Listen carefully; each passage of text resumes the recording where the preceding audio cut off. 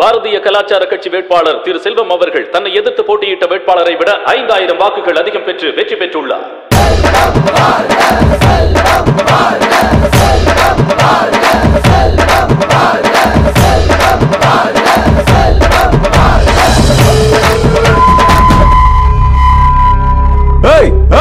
எவன்டா அது?